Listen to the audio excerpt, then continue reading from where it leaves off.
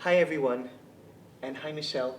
Thanks Hi, so Noam. much for agreeing to participate in this. It's my pleasure. Everyone, this is Michelle LeBaron, a professor at the University of British Columbia's Faculty of Law.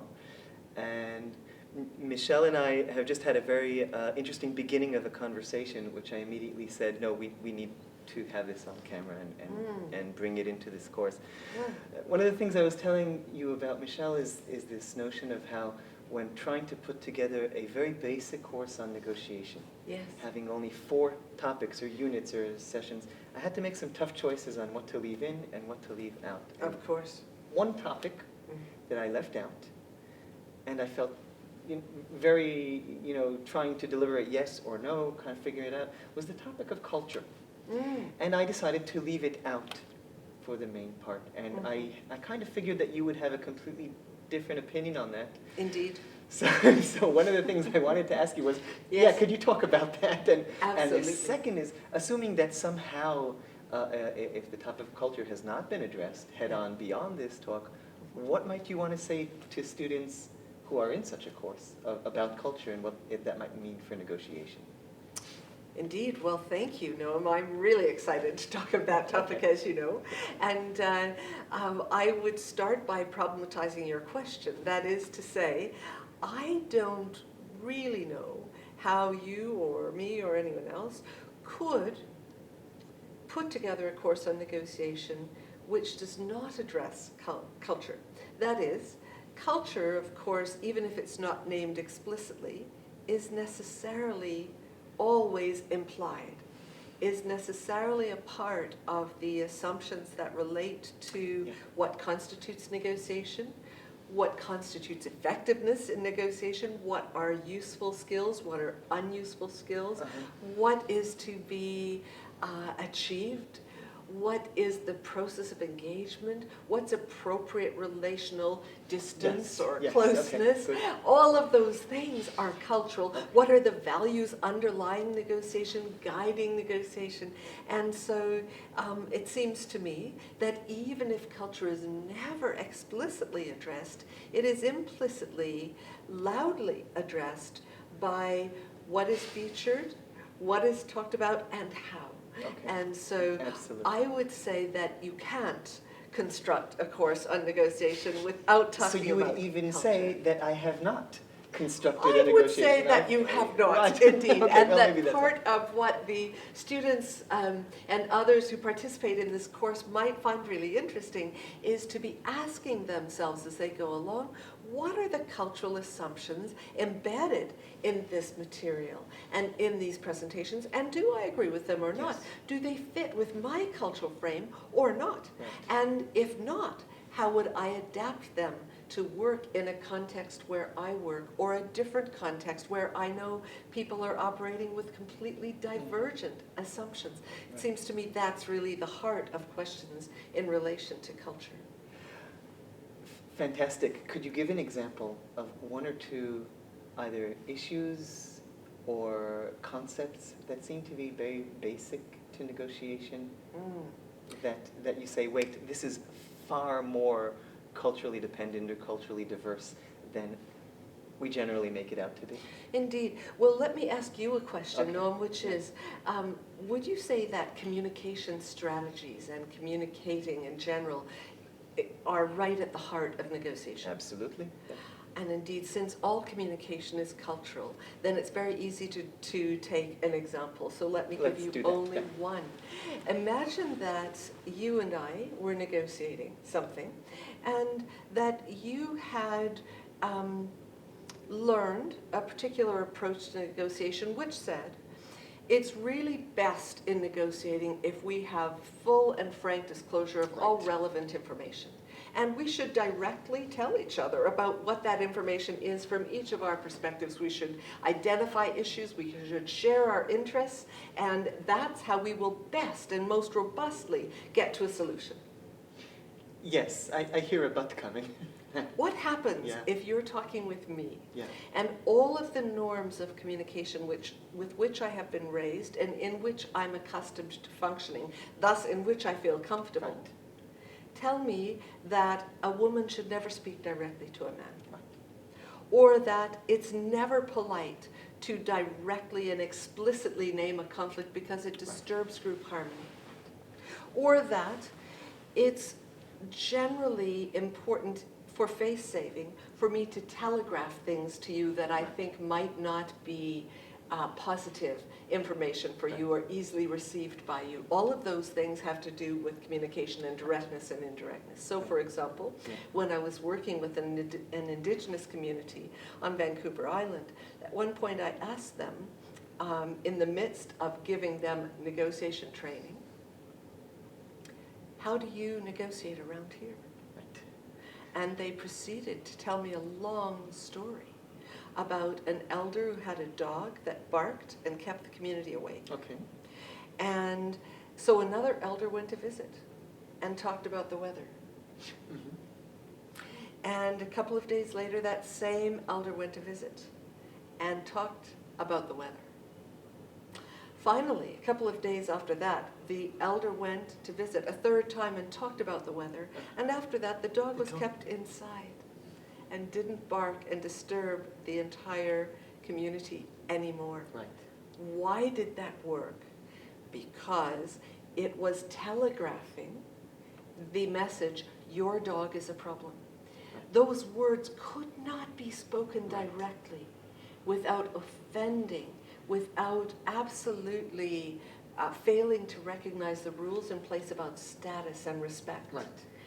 And yet the message was very effectively communicated. Your dog is a problem, without ever saying the word dog or problem. And so that for me is an example of how it is. Lamp, kind of a spotlight example, kind of. Yes. So how many issues in our lives when we're negotiating with someone who we might think is just like us, but grew up a block away, let alone nowadays when we might be negotiating with people on the other side of the world. How many issues are that dog? How many issues are that dog, Noam? And in fact, you know, that's a really important piece because it turns out that all sorts of issues are that dog. Right.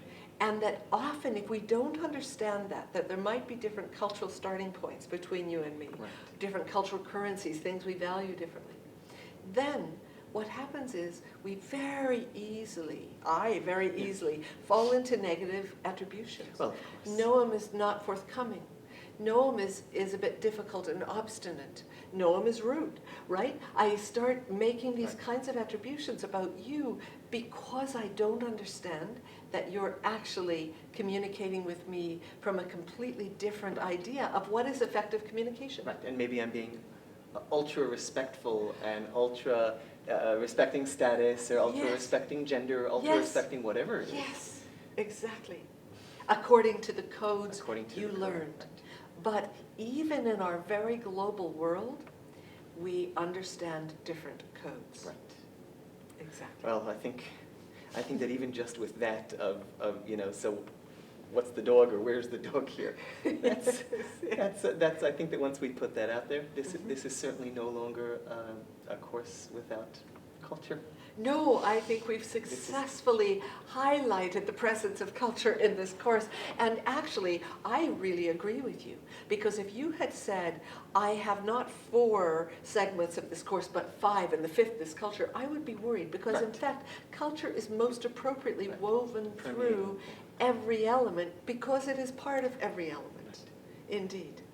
Yes, and that being said, you asked me a second question, which was about which sorts of components or things I would highlight about culture. And so we've just demonstrated one of them really having to do with starting points and what is considered effective in relation to communication. I also think it's really useful to kind of get into that other more diffuse, more murky terrain about worldviews even, and to think about how, for example, time is thought about completely differently across cultures. Right? We say more sequential or more synchronous, right? And so one of us thinks the other is rude because the other thinks it's inappropriate to come to the negotiation until 40 minutes after it was scheduled to begin, right? And all those sorts of things. But time also in another way when we're negotiating an item which one of us may think is about the present and immediate future, but the other thinks is about 7 generations in the past and 7 generations in the future, who is right? So all of those things I think are very, very important. And I think also in negotiation, where we often have some sort of data or some sort of information in negotiation that we're somehow working with or trying to come to a decision with or trying to work from. That's an important piece that relates to culture because, in fact, one of us may be very specific about that data. Right. We might be sequential. We start with A, we go to B, then we go to C, and we have everything aligned in that way. And if one of us proceeds in that way and the other tends to be much more diffuse, they're more abstract, they tend to think about how A connects to L, to S, to V, and back to B, then the two of us may have a negotiation in which we completely talk past each other like this. And we walk away, possibly scratching our heads and saying, well, I'm not sure what, if anything, we achieved in that exchange. Or, as you said before, very angry. Or very angry and judgmental. Yeah. Because as someone who's more abstract and diffuse, I find you pedantic. Yes. And if you're more specific, you find me completely incomprehensible, and therefore we've actually failed to have effective communication so that No meeting. even if we've actually agreed about something we're negotiating, it's very likely to break down because we haven't actually met. Exactly. Yeah. So to take that and maybe expand on it without expanding, it sounds like what you're inviting students in this course to do is just to take the notion of everything you think you know about the world is only about your world. Indeed. And when you try to implement that map and that worldview Yes. on anyone else, as we so often do, Yes. you're more likely than not to make a mistake in doing that, and that sets the wrong expectations, and so on. I think so, and I would even say that as much as I, for example, have studied intercultural communication, intercultural conflict for decades, and as much as that's true, I'm always a beginner in the sense that every time I encounter someone new, I can't discern what their assumptions are about communication, and I'm not really fully mindful of mine. So embedded are they in unconscious patterning. And so it's always a learning curve, always. So I would say that to students, don't be discouraged because it's not as though anyone has the answer. Right. And the world is a playground in that sense. And the world is a playground. We both agree about that. Yes. Thank you so much, Michelle. Oh, you're so welcome.